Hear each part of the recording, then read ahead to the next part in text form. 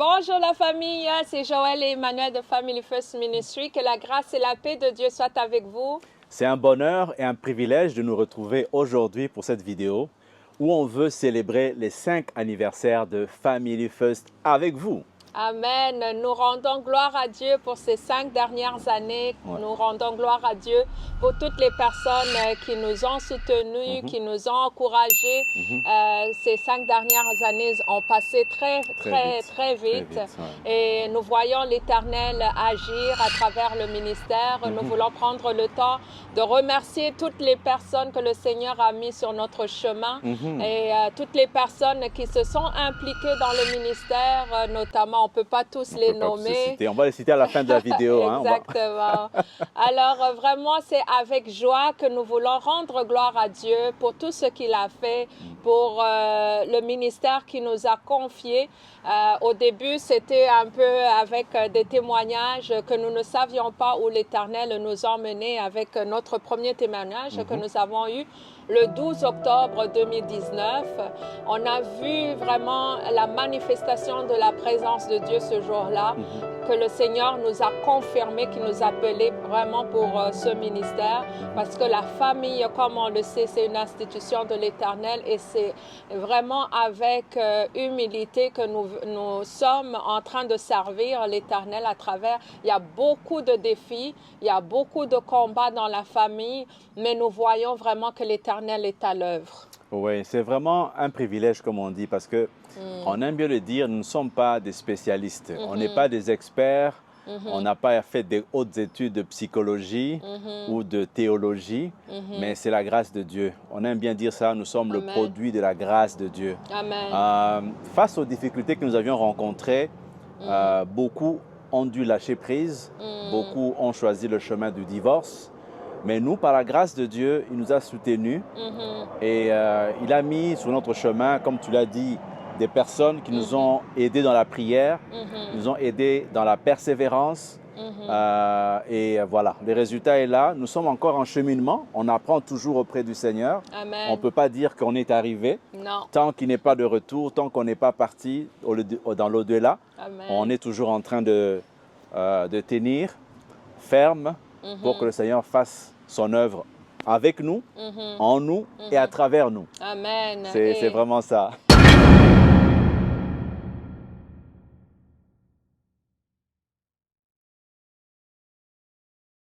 Ce qui nous a touchés, ce que nous avons vu à travers le ministère. Moi, personnellement, je peux dire que nous avons vu la fidélité de Dieu à travers ces 5 dernières années.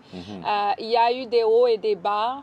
Il y a eu des rencontres enrichissantes à travers le ministère, des personnes que le Seigneur nous a mis en connexion pour œuvrer ensemble dans le royaume de Dieu. Il y a eu des personnes que nous avons pu accompagner, qu'aujourd'hui, par la grâce de Dieu, le Saint-Esprit a continué à travailler et nous voyons les fruits dans leur famille. Nous voyons qu'il y a ceux qui allaient comme nous autres, qui allaient vers le divorce, mais que le Seigneur a restauré. Il y en a d'autres, pour dire sincèrement, qui n'ont pas vu la restauration, mais avec le Seigneur, il y a toujours une restauration personnelle.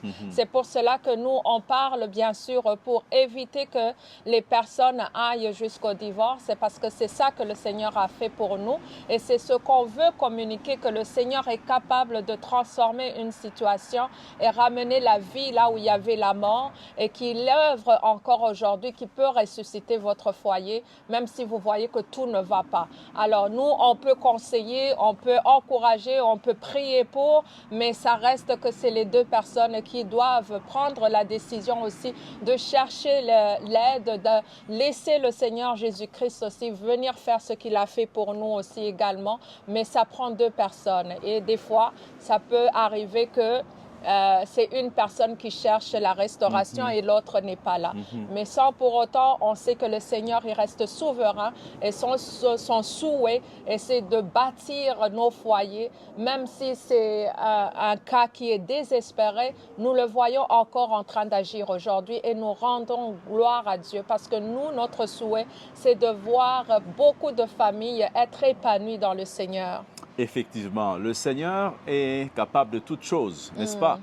Alors, si on le croit vraiment, comme Jésus l'a dit à la sœur de Lazare, si tu crois, tu verras la gloire de Dieu. Amen. Alors, quand on est en face d'un couple dont l'un est plus engagé que l'autre, ça devient difficile. La restauration, comme tu l'as dit, elle est d'abord personnelle. Amen. Et si les deux ont une restauration ou une guérison de la part de Dieu, les deux regardant à Dieu à travers Jésus-Christ, ils arrivent réellement à s'approcher de Dieu. Les deux s'approchant de Dieu, ils doivent nécessairement être aussi réconciliés. C'est tout à fait naturel pour le Seigneur de pouvoir réconcilier deux personnes parce que nous sommes deux êtres au départ, dans le mariage, on le sait, deux êtres imparfaits. Vraiment imparfaits. Et Jésus nous a aimés tels que nous sommes. Donc, si de manière inconditionnelle, on peut arriver, par la grâce de Dieu, encore une fois, à cet amour, c'est possible. Donc, moi, personnellement aussi, Joe, comme toi, c'est des moments qui m'ont beaucoup touché de voir un couple qui sont venus et puis pour demander conseil, pour demander assistance et qui, au bout d'un certain temps, ils arrivent à se séparer quand même.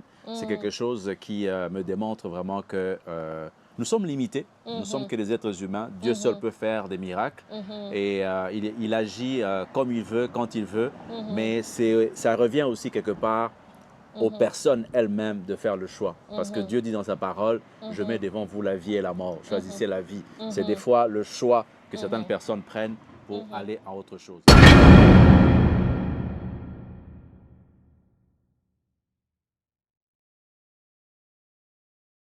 Parce qu'il y a plusieurs ministères, n'est-ce pas? Mais pourquoi la famille? Et quand je pense à la famille, vous le savez tous, le Seigneur Dieu a mis en place Adam et Ève. Dans un mariage, c'est la première institution divine, c'est une des institutions les plus importantes. Et aujourd'hui, si vous regardez autour de vous, que ce soit ici en Amérique du Nord, en Afrique, en Europe ou partout, l'institution familiale est vraiment mise à mal. Que ce soit au niveau législatif, que ce soit au niveau social, communautaire, le mariage en soi est rendu quelque chose de pas très glamour, pas très sexy, pas très attirant. Même les jeunes célibataires préfèrent ne pas se marier, peut-être vivre en concubinage, parce qu'ils savent que 50% et même plus des gens qui sont mariés finissent par le divorce. Et le divorce apporte beaucoup de souffrance, beaucoup de douleur, beaucoup de déchirement. Alors les gens préfèrent ne pas faire ce pas-là vers le mariage. Alors c'est pour ça que, et à partir de là, ce sont des familles qui sont détruites, les enfants qui sont abandonnés, qui sont éparpillés. Et c'est là où la parole de Dieu qui dit, si l'Éternel ne bâtit la maison, ceux qui la bâtissent travaillent en vain. Et donc on peut faire beaucoup d'efforts pour bâtir son foyer avec de l'amour, avec de l'argent, avec du travail, avec du romantisme, avec des sorties, avec tout ce que tu veux. Mais si l'Éternel n'est pas dans la maison, ça sera difficile que ça tienne longtemps. Amen. Et moi, c'est comme tu le dis, la famille, pourquoi la famille? La famille, on voit que, comme on le dit toujours, c'est l'institution lui-même de Dieu. C'est Dieu qui l'a créée. Et malheureusement, beaucoup vont faire fonder une famille sans avoir consulté le Créateur, sans avoir été pour demander au Seigneur, est-ce que c'est qui l'homme de ma vie ou c'est qui la femme de ma vie? Et après, on se retrouve à se marier et on a à gérer des problèmes parce qu'on s'est peut-être mis avec celui dont tu n'es pas venu de la côte, par exemple. Mais donc, si on retournait depuis le recommencement pour voir c'est qui a créé la famille. On voit bien, comme tu viens de le mentionner, Dieu qui créa Adam et Ève pour les mettre ensemble et leur donner la proclamation d'aller dominer, de se multiplier. Donc, c'était une recommandation de l'Éternel. Dans toute chose qui est créée, on doit avoir d'abord une guide d'instruction. On doit avoir un manuel pour voir comment ça fonctionne. Ouais. Donc, si on ne regarde pas la parole, qui nous apprend comment est-ce que le Seigneur nous demande à vivre, comment est-ce que l'Éternel a fondé la famille et ce pourquoi il s'attend de nous, c'est clair qu'on va échouer. Si on veut faire de notre propre manière, c'est clair qu'on va échouer. Et non seulement ça, on voit dans la parole de Dieu que l'ennemi est venu dès le début pour amener la discorde, les problèmes, les doutes, le manque de communication, le manque de confiance entre Adam et Ève en amenant le serpent pour chuchoter et dire le contraire de ce que Dieu avait dit à Ève. Et on voit aussi la bonne nouvelle, c'est qu'on voit aussi la parole de Dieu, ça finit toujours par le mariage, Amen. Le mariage de l'agneau. Et on dit toujours dans la parole que le mariage, comme Paul l'a fait le comparer au mariage de Christ et son Église qui est son épouse. Donc, le mariage, c'est dans les débuts de la parole et c'est dans la fin de la parole, qui est une bonne nouvelle parce que Jésus-Christ va venir chercher son épouse. Et donc, ça veut dire que nous-mêmes, on doit refléter cet amour que Christ a pour son Église, cet amour qui doit être reflété entre l'homme et la femme, doit être justement comme une image de cet amour de Christ et son Église. Donc, l'époux et l'épouse doivent refléter cet amour. Et c'est pour cela que Dieu dit qu'il créa l'homme et la femme à son image, parce qu'il voulait démontrer c'est quoi l'amour, c'est quoi que je veux procréer sur la terre. Nous sommes la lumière du monde et le sel de la terre. Donc, c'est pour cela que nous sommes combattus par l'ennemi, parce que lui, il ne veut pas cette gloire. Il ne veut pas que tout ce qui est de Dieu soit reflété ici sur la terre. Donc, c'est pour cela que ce n'est pas une chose comme inhabituelle de passer à travers les combats dans le mariage, de passer à travers les difficultés dans le mariage. Mais il faut avoir la révélation de c'est quoi le mariage et savoir que vous n'êtes pas seul. On dit toujours dans nos exhortations que nous ne sommes pas deux. Il y a la troisième personne qui est Christ, comme tu viens de le dire. Si nous ne bâtissons pas sur l'Éternel, ça ne va rien faire parce qu'il faut savoir que c'est une corde à 3 fils. Donc, il y a moi, mon époux et Christ qui est au milieu de nous. Mais si on ne vient pas appeler cette troisième personne pour nous aider, pour combattre dans les saisons que nous traversons dans le mariage, alors on va laisser l'ennemi venir voler, dérober, tuer. Mais Jésus, lui, il vient pour nous donner la vie et la vie en abondance.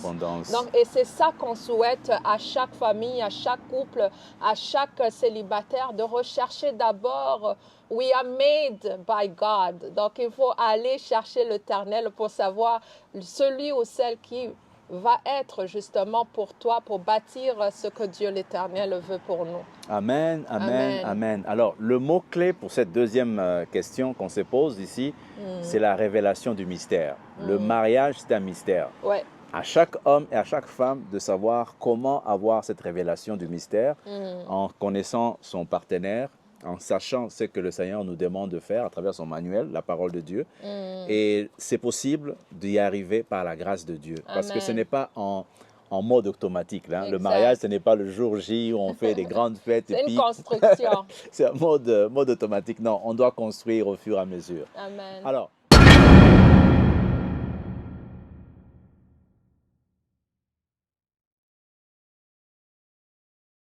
à travers tout ce qu'on vient de vous dire, vous pouvez comprendre que la mission que le Seigneur nous a confiée, c'est la restauration de la famille. C'est ramener la famille, c'est ramener le mariage au plan premier, comme Jésus nous le recommande, n'est-ce pas? Et à travers ça, et voir à travers la famille la gloire de Dieu. Amen. Parce que le Seigneur a permis qu'il y ait un homme et une femme afin de perpétuer au fait sa gloire de génération en génération jusqu'au retour de Jésus-Christ. Alors, chaque fois qu'il y a une famille qui est brisée, on brise au fait cette alliance-là, on brise au fait cette cette volonté-là que le Seigneur a pour chacun d'entre nous de pouvoir se perpétuer de bénédiction en bénédiction jusqu'au retour de Christ. Amen. Comment est-ce que ça se traduit à travers Family First? Jusqu'à date, par la grâce de Dieu, on a pu partager bien sûr des... Une vie abondante en Christ. On va continuer sur le thème de l'harmonie dans le mariage. On est rendu dans notre deuxième partie. La première partie, on a parlé sur les ingrédients pour avoir un mariage harmonieux. Maintenant, on est dans la deuxième partie et aujourd'hui, on va parler des fruits. Et le troisième fruit qu'on va vous parler, c'est sur le respect mutuel. Ça a un lien avec le consentement mutuel qu'on avait abordé la dernière fois. Il faut suivre notre chaîne YouTube et vous abonner pour pouvoir avoir accès à toutes les informations. Alors, revenons sur le respect mutuel. Qu'est-ce que c'est que le respect?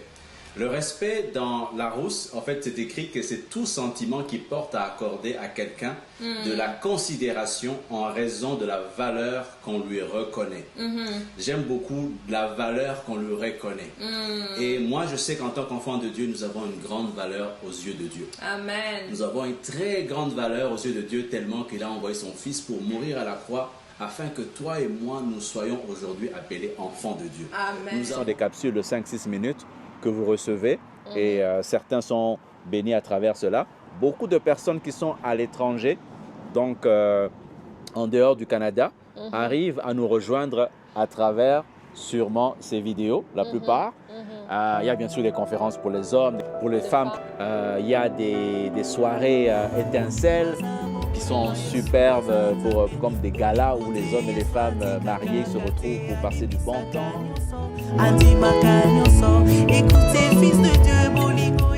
La retraite pour les hommes, ça c'était quelque chose. Ça, je vais te laisser d'abord parler là. Je veux parler de la retraite après là et la rencontre avec les hommes. C'est quelque chose qui m'a vraiment marqué. Si on doit parler des choses qui m'ont le plus marqué pendant les 5 années.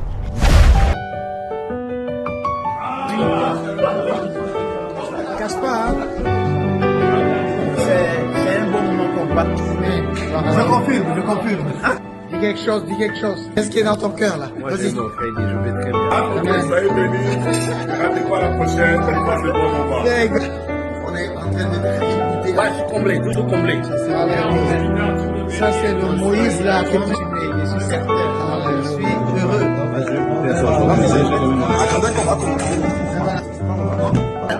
Les hommes, on a souvent le questionnement. Qu'est-ce qui se passe dans ma famille? Qu'est-ce qui se passe dans ma maison? Pourquoi est-ce que ma femme ne m'écoute pas? Pourquoi les enfants ne m'écoutent pas? Et ils oublient une chose, c'est que des fois, tu es juste aveuglé spirituellement. Alors quand tu es aveuglé spirituellement, c'est dangereux. Il faut avoir la révélation de Christ. Seul Christ peut te illuminer les yeux de ton cœur pour pouvoir voir ce qui se passe dans ta maison et pouvoir agir puissamment. Okay. His wisdom in its rich variety to all unseen rulers, not to people, qui essaie de veiller sur la maison, qui est notre église. Quand je dis que l'ordre des choses a été inversé, c'est parce que l'homme n'est pas premièrement un pourvoyeur spirituel. Beaucoup d'hommes ont épousé la femme qui est belle à ses yeux pour en faire une parade. C'est un bouquet de fleurs dans sa vie. Et non une partenaire, une co-ouvrière, une amie, une conseillère, une confidente. Même s'il y a tout cet ensemble négatif là, de fatigue, de stress, de ceci, nous savons le Seigneur, tout est possible. La miséricorde, c'est la compassion. La miséricorde, c'est la bonté. La miséricorde, c'est la grâce. Parce que mes parents avaient divorcé, j'ai commencé à déclarer non, je ne divorcerai pas. Non, je serai le rêve de ma femme. Non, je vais progresser, je vais évoluer, je vais dépasser. Quand on a eu les 10 ans de mariage, c'était à 10 ans de mariage que mes parents avaient divorcé. Mon cœur commençait à battre comme ça. Les pensées commençaient à devenir les liens de famille, c'est à 10 ans. J'ai dit non, on avait déjà prié au début. Je déclare que je ne divorcerai pas. Je vais passer les 10 ans et je vais aller plus loin. Et aujourd'hui, nous faisons nos 18 ans. Pourquoi? Parce que j'ai dit non et je l'ai déclaré. Il faut que tu déclares la parole de Dieu dans ta vie. Déclare ce que Dieu dit que tu es. Le Fils de Dieu, c'est les hommes ou les circonstances disent que tu dois vivre. Alléluia. Il faut la déclaration de la parole de Dieu. Applique la parole de Dieu sur toi. On réalise qu'on ne peut pas être un papa et dormir avant tout le monde dans la maison. Bon, il peut y avoir des raisons pour ça. Écoutez, là, on va partir de là, mais Qui va fermer la porte spirituelle? Yes. Preach. Jamais. That's it. Yeah. L'Esprit de Dieu, là où est la liberté. Donc assieds-toi. Demande-toi vraiment. L'Esprit de Dieu avec toi. Mais qu'est-ce qui fait que tu ne vis pas la liberté? Dans Jean 6, on cherche Jésus parce qu'on veut les choses. La percée qu'on enseigne, c'est une percée monétaire, uniquement d'argent qu'on cherche. Et la première percée qu'on doit avoir dans notre vie, c'est la révélation de Jésus-Christ. Quelle odeur de ton parfum est éternel. Seigneur, remplissez-moi aussi. Quelle odeur de ton parfum. Remplisse, Seigneur, les familles. Quelle odeur de ton parfum. Au nom de Jésus-Christ. Amen. Donc oui, comme tu l'as énuméré, nous avons plusieurs façons d'opérer dans le ministère, dans les activités dont tu viens de mentionner.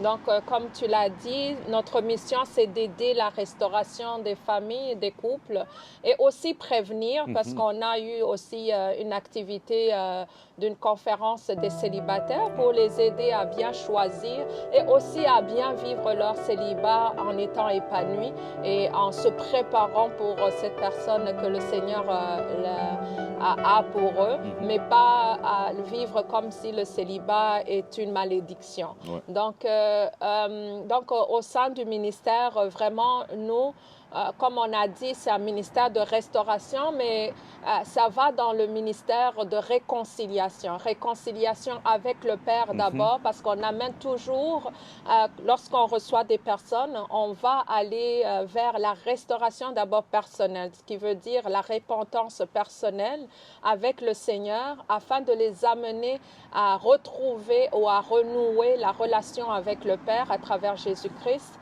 Et après petit à petit, emmener les gens justement dans cette phase de guérison. Lorsqu'on voit qu'une personne a besoin d'autres personnes, d'autres ressources comme psychologue chrétien, on peut les référer. On a des témoignages, moi qui ai passé par là. Donc, je réfère des fois aux sœurs que je rencontre d'aller voir aussi des psychologues si jamais tu es vraiment à un niveau de dépression. Après les prières, il faut aussi aller chercher un professionnel dans le milieu. Comme on a dit, on n'est pas des professionnels en ça. Et donc, on voit la gloire de Dieu dans les différentes activités parce qu'on a des témoignages. Vous allez voir plusieurs vidéos après notre partage, des personnes qui ont eu à cœur à partager ce que Family First a pu apporter dans leur vie aussi également. Donc, nous rendons gloire à Dieu. Le Saint-Esprit est à l'œuvre et nous prions que ça continue et nous prions que nous puissions avoir des personnes qui vont s'ajouter dans notre petite équipe parce que jusqu'à date, on a une petite équipe, mais on voit que même quand vous êtes à deux, si Dieu t'a mis quelque chose à cœur, commence-le. Le Saint-Esprit va faire le plus de la partie que vous opérez. Tout à fait. Alors, pour résumer cette information que tu viens de donner, on peut donner 3 objectifs que nous poursuivons. Le premier objectif au niveau de Family First, c'est vraiment de préparer les gens au mariage. Parce qu'on s'est rendu compte, à travers notre propre témoignage, que la préparation est très importante, elle est même capitale. Il faut se connaître d'abord et faire le cheminement avant d'aller vers le mariage. Premier objectif. Deuxième objectif, c'est la restauration. Les gens qui sont déjà dans le mariage, qui vivent des difficultés, qui vivent des défis, on est là pour les accompagner. On offre des outils à travers les conférences, à travers les rencontres, à travers aussi notre soutien en accompagnement personnalisé. On fait un accompagnement à ce niveau-là. Troisième objectif, on prépare les autres générations. C'est important que les enfants puissent grandir dans un milieu qui leur permette, n'est-ce pas, d'évoluer et de grandir comme le Seigneur le souhaite. Parce qu'il y a une parole de Dieu, encore une fois, qui dit ceci, que les enfants, c'est comme, n'est-ce pas, c'est comme un héritage de l'Éternel. Donc, nous devons tous nous préparer afin de laisser à Dieu des enfants qui sont prêts à le servir.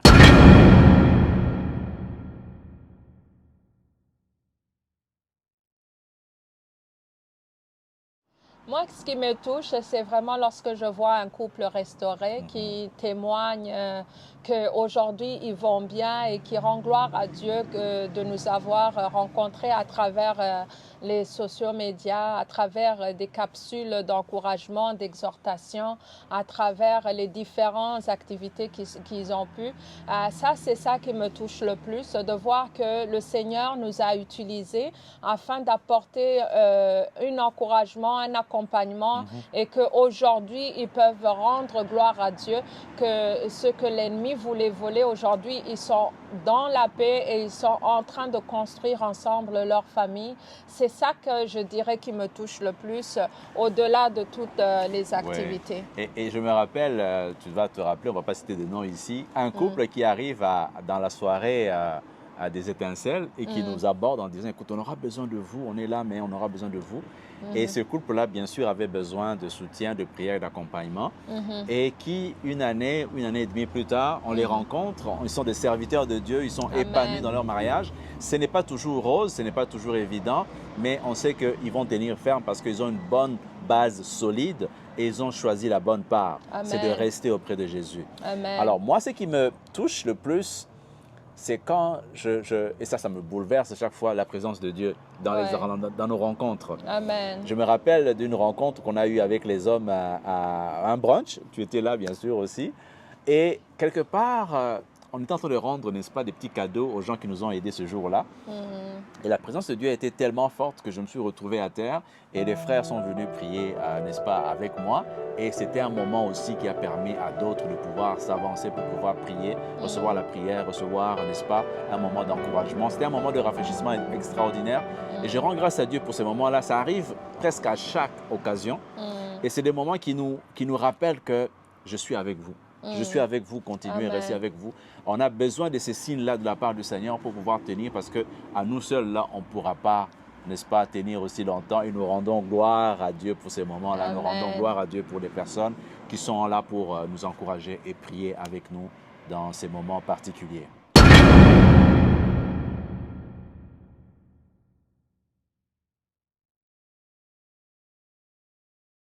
Comme je le disais depuis le début, nous rendons gloire à Dieu parce que, comme on a dit, on ne l'a pas fait seul. Le Seigneur a pourvu des personnes extraordinaires que nous voulons vraiment citer parce que, comme vous les voyez de toute façon à chaque conférence, à chaque événement que nous organisons ces 5 dernières années. Nous voulons dire merci à notre sœur Shirley qui est toujours là, toujours efficace, toujours avec sa joie, avec son amour pour les gens, sa serviabilité et son savoir dans la planification, donc la coordination. Nous voulons la remercier. On ne va pas citer toutes les choses pour chaque personne, mais il y a Shirley, il y a Gladys, il y a notre sœur Thérèse, il y a notre frère Guy, il y a nos frères et sœurs Gilbert et sa femme Lydia qui sont toujours là pour la louange. Nous remercions aussi toutes les personnes qui ont été là, qui nous avons invités, qui ont apporté une parole d'encouragement dans les différentes activités, dont le pasteur Louis Armand et son épouse Magda. Nous avons aussi eu notre frère Olivier et Nathalie. Nous avons eu aussi notre sœur Nadine Francillon. Notre sœur Maman Laure est là. Nous avons eu notre frère Aimé et notre sœur Joël qui sont toujours là aussi pour nous accompagner. Nous avons eu également notre sœur Nadine, pasteur Nadine, qui était là pour notre conférence des femmes. Nous avons eu pasteur Vanessa, mon amie aussi, qui a été là, qui a béni les femmes la dernière fois. Vraiment, nous avons eu plusieurs personnes qui sont passées à travers Family First et qui continuent avec nous. On est une famille, nous reconnaissons que nous sommes juste une petite partie dans le royaume des cieux. C'est ça que nous voyons vraiment avec les collaborations des hommes et des femmes de Dieu, comme les pasteurs Evode qui nous a accueillis à notre deuxième témoignage aussi, pasteur Fabrice, pasteur Enoch avec Vanessa. tout ce monde que le Seigneur a amené au cours de ces 5e, c'est vraiment des collaborateurs dans le royaume des cieux. Et nous sommes encouragés, ils sont toujours là. Et soyez certains que nous aussi, on vous aime beaucoup et on vous encourage et on prie pour vous. Et pour finir, je dirais, je prie vraiment que le Seigneur continue à nous guider, que nous puissions faire ce que lui, il veut, ce qu'il va nous mettre à cœur de continuer, comment il veut que nous puissions œuvrer les prochaines années, de continuer à l'écoute, de continuer à être, comment dire, juste des vases qu'il va utiliser pour amener ce message d'espoir, ce message d'amour, ce message de restauration, ce message qui ramène vraiment la famille à sa place, comme Dieu le veut. Et nous prions que tous ces partenaires, toutes ces personnes, on continue d'œuvrer ensemble pour la gloire de Dieu. Oui. Oui. Je pourrais ajouter dans la liste aussi des gens qui nous sont chers, comme le pasteur Thierry Lumbu qui est à Québec. Il nous a invités, Nathalie. Le pasteur Makaka qui nous a invités à Bujumbura, au Burundi. Le pasteur Jean à Kinshasa. Amen. C'est extraordinaire de voir des gens de partout qui nous ont soutenus, qui nous ont aidés, qui nous ont appuyés d'une façon ou d'une autre. Et on ne peut pas terminer cette vidéo sans parler de Kent, qui est notre héros dans l'ombre. Kent fait du travail extraordinaire. Depuis qu'on s'est rencontrés la première fois à son église, Porte des Brebis, il nous a offert sa disponibilité pour nous aider et je pense qu'on a grandi ensemble dans le ministère. Et vous pouvez voir la différence des vidéos, des affiches et tout ça. C'est vraiment quelqu'un qui nous aide au niveau de multimédia, au niveau technique, au niveau tout. Donc, c'est une aide précieuse. Amen. Et aussi les gens qui ont témoigné. Oui. Oui, Samantha et Detlef, Claire et Bertrand. Qui d'autre a témoigné durant nos parcours? En tout cas, tous les gens que le Seigneur a utilisés, sachez que vous avez donné de l'espoir à d'autres à travers vos témoignages. Il y a plusieurs qui ont été bénis, que vous ne connaissez même peut-être pas. Tout à fait. Un jour dans le ciel, nous verrons l'impact que vous avez semé dans la vie des gens. Et nous voulons vraiment que toute la gloire revienne à Christ. Nous voulons continuer à le servir avec vous afin que nous puissions voir plusieurs familles continuer à être la lumière et le sel de la terre, la lumière du monde et le sel de la terre. Alors, peut-être une dernière chose, un appel pour ceux qui se sentent interpellés par la famille, qui se sentent interpellés par le besoin d'œuvrer pour la restauration des familles. N'hésitez pas à nous contacter, d'où que vous soyez, parce qu'on sait que la plupart des gens maintenant, il y a des gens maintenant qui commencent à se manifester en disant on aimerait bien organiser une conférence dans notre ville, dans notre communauté, on aimerait bien que vous puissiez nous aider à mettre en place une petite équipe où on reçoit les couples, comment est-ce qu'on peut faire ceci ou cela. Nous sommes vraiment disponibles pour cela, soyez vraiment à l'aise. Et pour ceux qui veulent être bénévoles aussi, soyez à l'aise aussi pour pouvoir vous manifester parce que le travail, il est immense. On ne peut pas le faire avec une petite équipe et surtout si on veut réellement avoir un impact global, comme la plupart de certaines personnes nous le souhaitent. C'est vraiment l'œuvre de Dieu, comme tu l'as dit. On va se laisser transporter, n'est-ce pas, dans son amour pour que les 5 prochaines années, et même peut-être plus, nous puissions voir sa gloire à chaque fois, à chaque jour. Amen. Donc, nous vous souhaitons encore une fois d'avoir des familles bénies, d'avoir des familles vraiment solides, ancrées dans le roc, et que vous puissiez, malgré toutes les choses qui pourront vous arriver, que vous puissiez rester accrochés à Jésus-Christ. Et vous allez être comme cette maison bâtie sur le roc qui ne pourra jamais tomber. C'est ça notre souhait pour chacun d'entre vous et que le Seigneur vous bénisse abondamment. Amen. On vous aime et Jésus vous aime encore plus. Bye. Bye.